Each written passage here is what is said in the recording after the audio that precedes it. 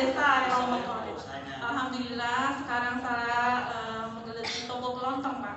Toko kelontong. Iya. Udah lama Bu? Alhamdulillah dari tahun 2012. Berarti 10 tahun. Udah bagus kan? Gimana omset kamu gimana sekarang? Ya alhamdulillah memang meningkat Pak sejak bulan ini sekitar di bawah 1 jutaan. Per bulan, per hari? Per hari. Per hari? Kalau per hari sekitar 500 ribu. Berarti 1 bulan 15 juta. Masih ya sekitar itu. Gajinya lebih besar gajinya daripada PNS golongan 3. Ya loh, 15 juta makanan itu profitnya 35%. Betul Mas Wali? Kita kan sama-sama pelaku soalnya. 35%, 5 juta lebih, 6 juta gaji golongan 3. Pak Idrus berapa juta? Spasi apa yang untung? Yang sisi di frozennya Pak. Frozen sama yang mesin untuk serut lengkuasnya, karena kan peminatnya alhamdulillah mulai. Berapa itu Mas mesinnya? Murah sih Pak. Berapa? Di bawah 1 juta per ini. Kalau untuk freezernya sekitaran 3 juta. Itu aja kamu butuh. Cepat, penekanannya kencang jadi barang. Ya sementara itu Pak. 5 juta atau 10 juta?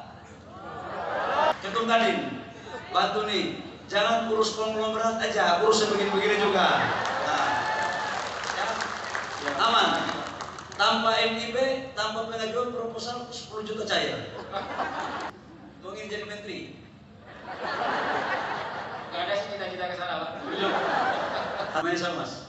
Halo, perkenalkan nama saya Sera Abdurianda, bisa dipanggil Sera Pak. Tapi bukan Sera Orkes Melayu.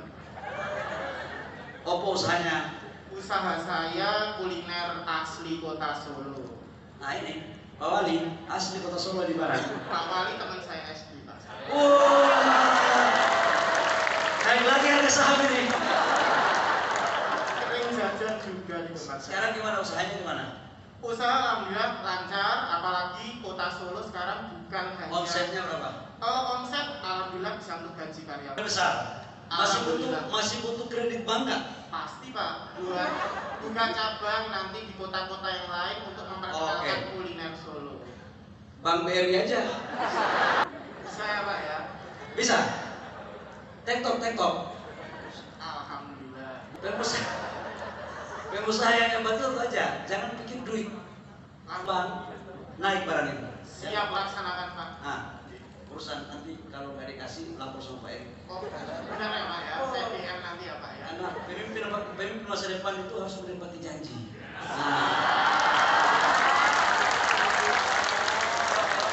Kalau pemimpin yang cuma jual janji sebelum kita lahir itu sudah begitu.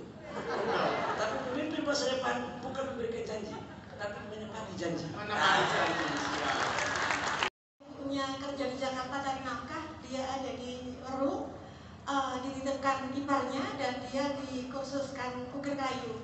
Selama 5 tahun ikut di situ dan hasilnya bagus, tahun kelima baru dibayar. Terus habis itu dia menerima jasa ukir. Ukir kayu itu apa? Saya ada contoh. Mana. Sekalipun tidak tamat. Ya, jadi dia alat-alatnya masih nggak tahu Bapak, karena orang tuanya tidak ada di rumah, dia seadanya. Jasa ukir sudah sepi, ini saya dari Wonogiri, Bapak Abimanyu Arya. Selanjutnya kami mohon berkenan kepada Bapak Mahilan.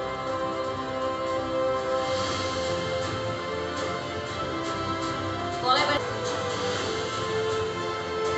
seperti yang tadi kita sudah simulasikan Bapak Ibu sekalian, kita akan boleh berkenan ditunjukkan dari B-nya.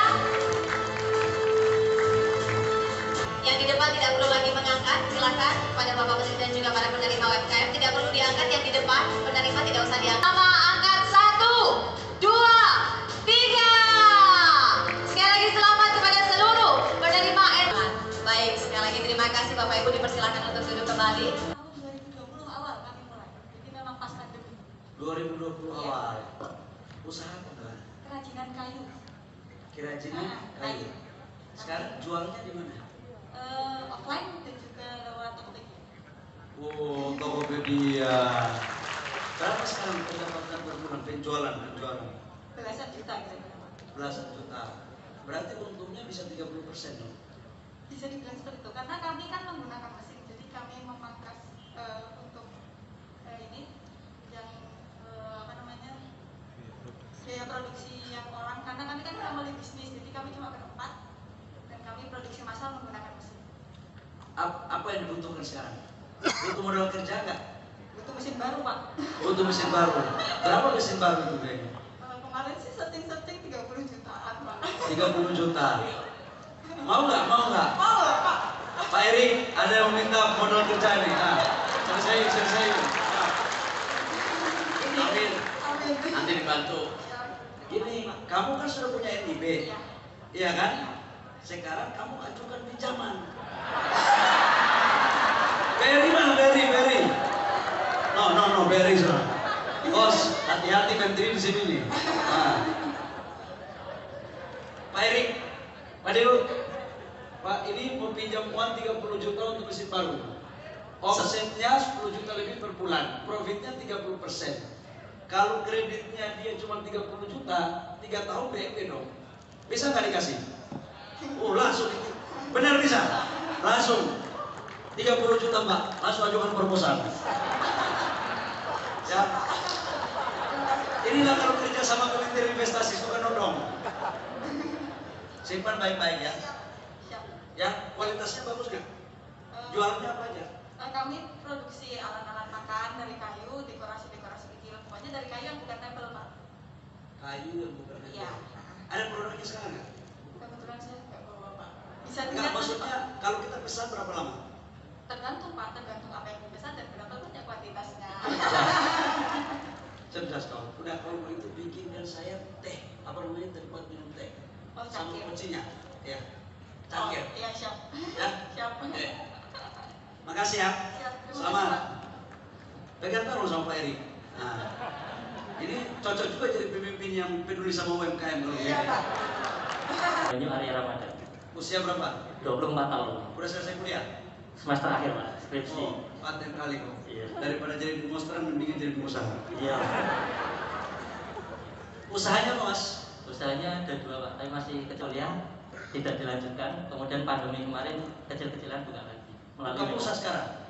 Melalui WA Pak. Enggak, jualnya pulsa. Jual pulsa. Sama usaha yang kedua jasa iklan di media sosial Pak. Kegiatan-kegiatan itu. Iklan? Di Di media sosial? Instagram dan Line dan Telegram.